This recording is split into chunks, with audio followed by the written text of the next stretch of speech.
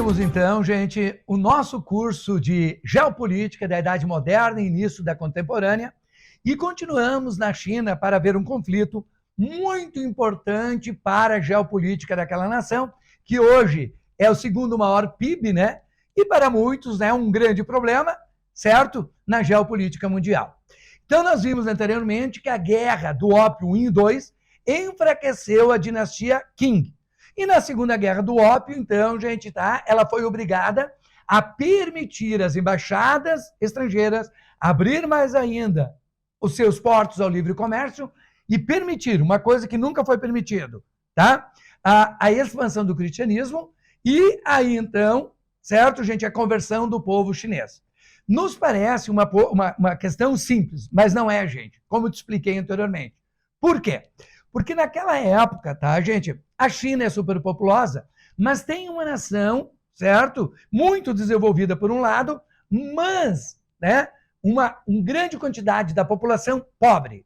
Sempre lembra, uma população pobre facilmente é convertida a novas religiões ou a novas ideologias. E aqui está o grande problema. Por quê?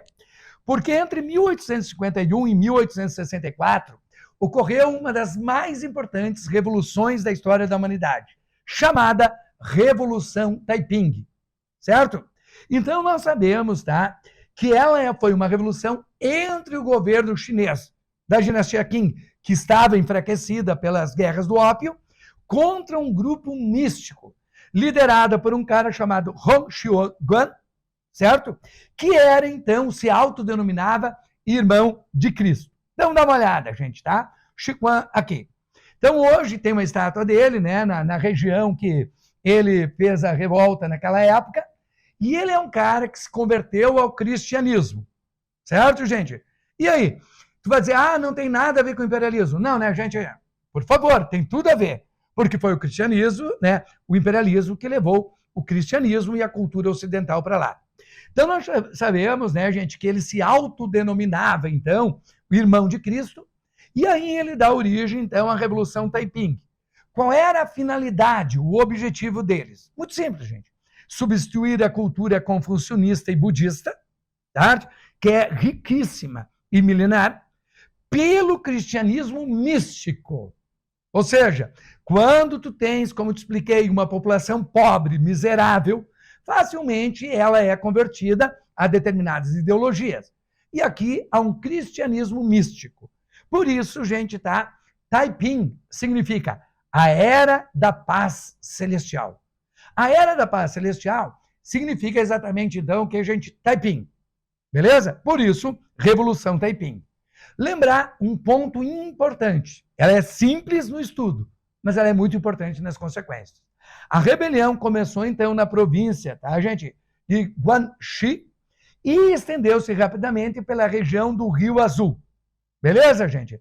E em 19 de março de 1853, certo?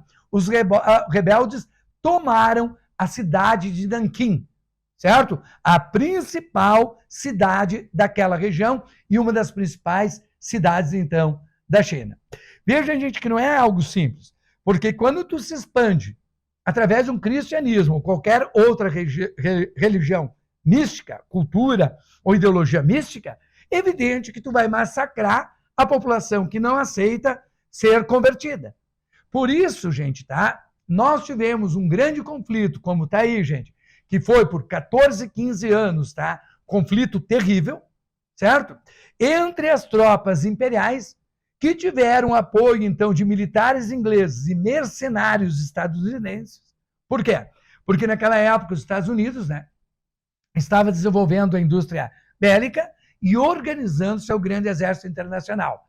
E aí, então, eles venderam armamento e também muitos mercenários norte-americanos, estadunidenses, foram para lá. Esse conflito, gente, tá? Ele levou, presta atenção, gente, à morte de, no mínimo, lê lá, 50 milhões de pessoas. Ok?